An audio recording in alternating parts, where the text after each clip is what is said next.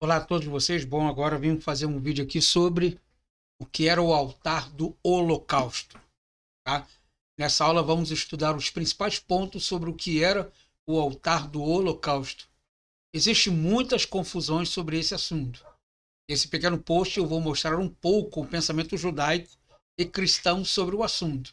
Tudo o que você precisa saber sobre o altar de sacrifícios ou altar do Holocausto você verá agora. Introdução. O que era o altar de holocaustos? Neste post iremos estudar as principais características do altar do holocausto. Na antiga aliança, as pessoas tinham seus pecados expiados, ou seja, eram perdoados, através do sangue do animal que era sacrificado no local do holocausto. Fique de olho nos próximos tópicos, pois iremos aprofundar em alguns assuntos. Então, o que representava o altar do holocausto? O que era isso? O altar do holocausto representava o Calvário, caminho da salvação para o pecador. No altar do holocausto, o pecador tinha seus pecados expiados, ou seja, perdoados. E aqui é uma figura exata de Cristo. O Cordeiro de Deus se fez oferta para expiar todo o pecado da humanidade. E talvez você fique se perguntando por que tinha que ser uma ovelha, um cordeiro? Por que não um jacaré? Por que não um sapo? Por que não outro tipo de animal? Por que exatamente tinha que ser um cordeiro? Porque o cordeiro, na sua natureza, quando ele se sente acuado, ou seja, quando ele está prevenindo a morte, ele simplesmente ele se encolhe, não reage e se entrega à morte. Assim, Jesus Cristo foi feito como uma ovelha, ou seja, ele se entregou por nós para a morte. Por isso que ele diz no texto aqui, ele é o Cordeiro de Deus que tira o pecado do mundo. Assim como o Senhor suportou em nosso lugar o juízo de Deus sobre os nossos pecados, fazendo-se pecado por nós. Tá? Está os textos bíblicos aí. Você pode dar uma pausa no vídeo e conferir um por um, ok? Segundo a doutrina do Antigo Testamento, confirmada no Novo Testamento, quase todas as coisas segundo a lei se purificam com sangue, e sem derramamento de sangue não há remissão de pecados. O lugar em que foi cumprida de uma vez por todas tal realidade foi no Calvário. E no Calvário, na verdade, representava o lugar de holocausto. Nele, o Cordeiro de Deus, o Filho único, foi sacrificado por amor a nós. Então, para que serve então o local aonde o altar do holocausto se encontrava? Vamos começar com o primeiro tópico. Para que servia o altar do holocausto? O altar do holocausto servia para sacrificar ofertas para Deus. Algumas ofertas eram pleno pelos seus próprios pecados e outras pelos pecados do povo. O propósito do holocausto era, por meio dele, as pessoas que fossem aceitas e perdoadas diante de Deus. Para o holocausto, um animal macho era sacrificado, ou um carneiro, um bode, ou um boi, ou uma rolinha, ou pombinho, como veremos a seguir. A oferta deveria ser sem mancha ou defeito. Tá? Ou seja, se ele fosse branco, seria todo branco. Se fosse preto, seria todo preto. Não seria malhado e nem, se fosse branco, teria manchas pretas. Ou fosse preto, teria manchas brancas. Tá? Isso aí é sem mancha. E mais saudável possível. Tá? Não era qualquer animal que você levaria lá, não. Isto representa o Senhor Jesus que foi examinado por Pilatos quando declarou: não acho nele crime algum. Então Jesus então foi sacrificado como uma ovelha perfeita. Ok? Como era feito então o sacrifício no altar do holocausto do Antigo Testamento? Vamos analisar esse versículo. Vai ficar mais claro como era feito o sacrifício no altar do holocausto, assim como era feito no Antigo Testamento. Quando alguma pessoa pecar e cometer ofensas contra o Senhor, por sua oferta pela culpa trará do rebanho ao Senhor um carneiro sem defeito, conforme a sua avaliação, para a oferta pela culpa, e colocará diante do sacerdote. E o sacerdote fará expiação por ela diante do Senhor e será perdoada de todas as coisas que fez, tornando-se então o animal agora sacrificado, culpado por todos os pecados ou ofensas daquela pessoa. No holocausto, o animal era queimado sobre um altar em oferta ao Senhor. Queimado para que o pecado dela se desintegrasse, ou seja, não aparecesse mais. Tá? Ou seja, uma oferta totalmente queimada perante o Senhor. Ela não vai existir mais. Está totalmente eliminada. Normalmente era queimado animais de gado, como bois, ovelhas, bodes. Os mais ricos ofereciam isso. Bois, ovelhas, bodes. Já os mais pobres ofereciam as aves, né? As pombinhas, umas rolinhas. Né? Quem tinha um poder de aquisição menos economicamente. Os mais pobres traziam essa oferta, pois estavam dentro das suas possibilidades financeiras. Tá? Assim como é que está lá no texto lá. E disse Arão: toma um bezerro para oferta pelo pecado e um carneiro para o holocausto, ambos sem defeito, e traz perante ao Senhor. Se a sua oferta ao Senhor for o holocausto de aves, trará a sua oferta de rolas ou de pombinhos. Em geral, as ofertas trazidas perante Deus deveriam custar algo àquele que as trazia. Ou seja, dentro da sua cota financeira, você então trazia exatamente o animal que correspondia à sua situação financeira. Assim como se fosse como é que você diz, uma declaração de imposto de renda. Bom, a quantidade de dinheiro que você ganha durante um ano é a quantidade que você então oferta como imposto de renda. Eu estou dizendo oferta, quer dizer que vai ter que levar diante deles, tá bom? E como era o altar de holocausto? Como é que era feito esse holocausto? Era de pedra, era de madeira? Como é que ele era feito? Então nós vamos analisar agora como era o altar do holocausto. Lembrando que tem várias fotos na internet e recomendo fortemente que você pesquise no Google antes para entender melhor e assim então confrontar diante das escrituras, tá? O altar de holocausto era o primeiro item que você via quando entrava no pátio do tabernáculo. Ele era impressionante em sua construção, sendo feito de madeira de acácia e recoberto com bronze. A madeira era uma figura bíblica do homem, tá? Tem uns textos aí. A fumaça que saía do holocausto era bem diferenciada. Segundo alguns comentários rabínicos, todo o arraial conseguia sentir. Ou seja, então quando a pessoa levava um animal para ser sacrificado no, no altar do holocausto, então aquele cheiro então exalava por toda a cidade e alguém falava assim: hoje estão fazendo um sacrifício pelo pecado de um humano. E Deus então assim está sentindo o cheiro agradável e de uma forma simbólica está perdoando o pecado daquela pessoa. Entendeu? A forma do altar era meio quadrada, tá? Lembrava muito bem uma churrasqueira. O tamanho do altar do holocausto é muito controverso. Algumas literaturas falam de 2,25 metros de largura por 1,35 de altura, tá? Ou seja, ele era bem grande. E ele tinha uma base alta e apresentava 4 cantos com 4 pontas em forma de chifre, ok?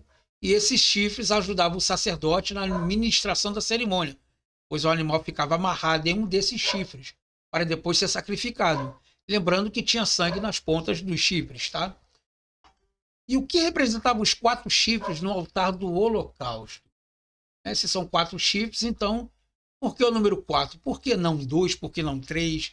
Então aqui você está vendo as 4 pontas aqui, ao qual colocava o animal aqui no meio, e as 4 pontas amarrava o animal aqui fazendo um X ou um quadrado, tá? Dependendo de como era a forma que se amarrava ele, ok? A outra pergunta que fica é: o que representavam os 4 chifres que tinham no altar do holocausto? Muitos vão dizer que representam os 4 evangelhos, assim como as rodas de Ezequiel, né, que são colocadas uma dentro das outras.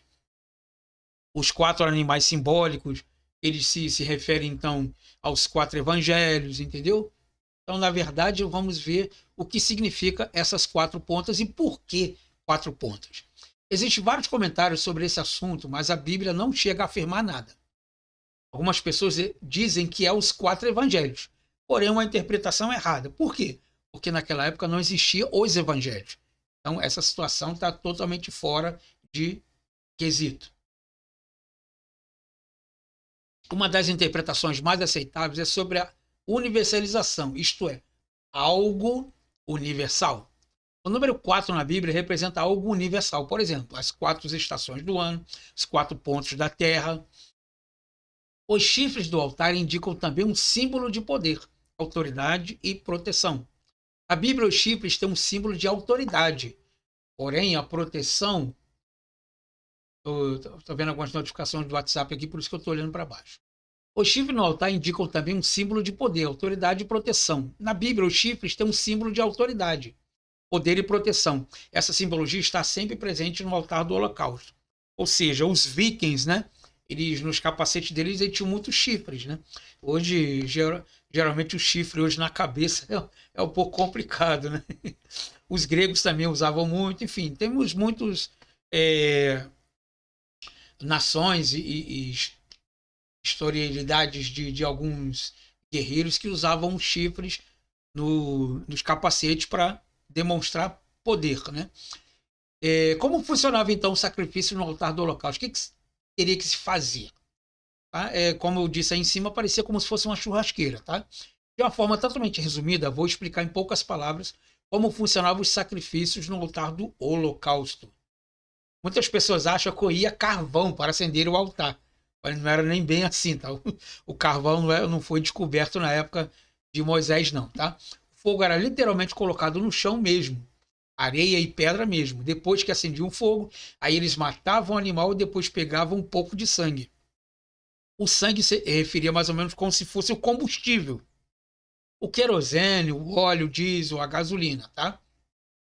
E colocava nos 4 chifres do altar do holocausto. E eles faziam isso para representar que é o sangue que pode purificar o homem do pecado. Ok?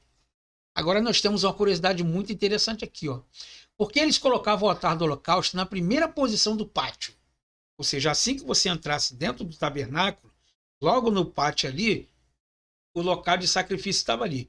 Tinha a bacia de água, tinha o local de sacrifício, mais adentro você tinha a mesa com os pães da proposição, tá? Tinha o candelabro e várias outras partes do tabernáculo ali. Tá?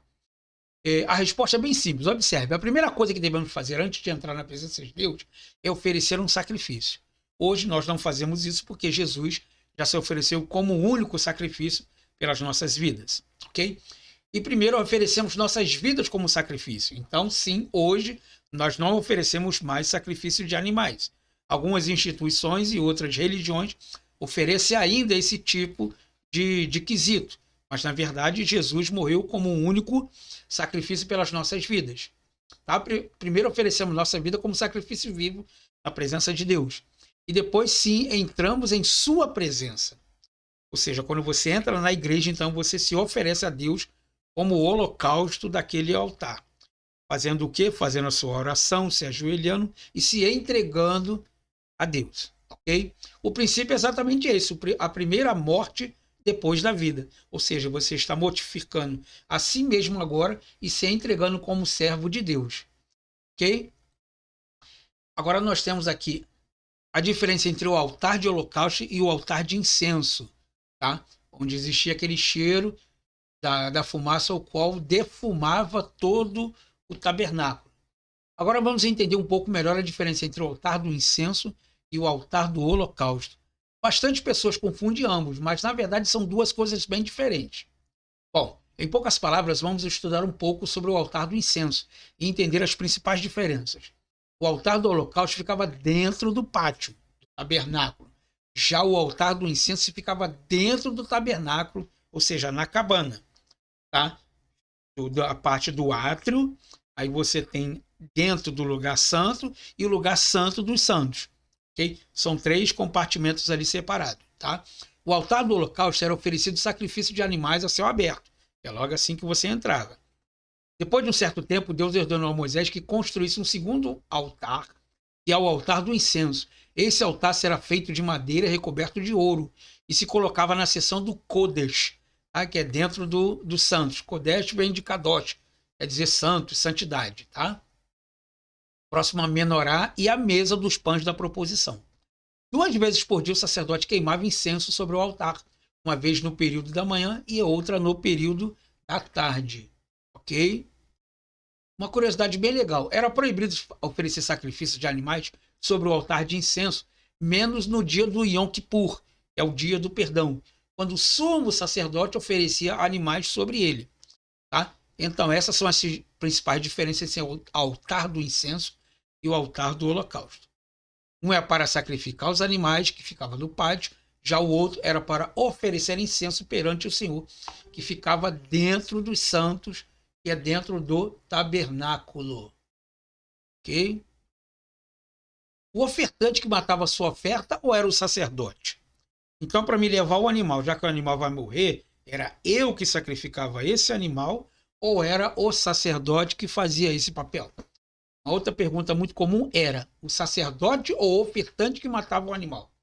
Em poucas palavras, para ficar mais claro para o nosso entendimento, quem matava o animal era o ofertante, não o sacerdote. Geralmente ele degolava a oferta, ou seja, ele passava a faca sobre ele e colocava uma bacia debaixo do pescoço para então pegar todo o sangue que era lançado sobre o animal, assim, para fora da bandeja ali, né? Dentro da bandeja, ok? Para fora do pescoço. Outra pergunta é: os estrangeiros podiam oferecer sacrifício ao holocausto só como os filhos dos deuses de Israel? Ou seja, aqueles que não eram judeus, mas eram descendentes de judeus, eles poderiam também oferecer ofertas assim? A resposta é: todos podiam, até os estrangeiros. Observe no texto a seguir, do verso 18. Fala a Arão e aos seus filhos e a todos os filhos de Israel, e diga-lhe: todo homem da casa de Israel ou dos estrangeiros em Israel que oferecia a sua oferta, seja dos seus votos, sejam também das suas ofertas voluntárias que oferecerem ao Senhor em holocausto. Darei, pois, qualquer homem da casa de Israel ou dos estrangeiros que entre vós peregrinam, que oferecer holocaustos ou sacrifícios, tá? Isso aqui realmente está no livro de Levítico, ou seja, todos eram participantes e co-participantes, então, da palavra de Deus e também merecedores de ser perdoado de todos os pecados. Bom, e a conclusão, vimos que o altar do holocausto representa o Calvário, onde o cordeiro foi morto e derramou seu sangue para a remissão dos nossos pecados. Observamos que existe uma diferença enorme entre o altar do holocausto e o altar de incenso. E também analisamos os principais fatos sobre o altar do holocausto. Graças ao sacrifício de Jesus no Calvário, hoje não temos mais a necessidade de levar um animal para o templo, em época, para a remissão de nossos pecados, pois Jesus já fez esse sacrifício por nós.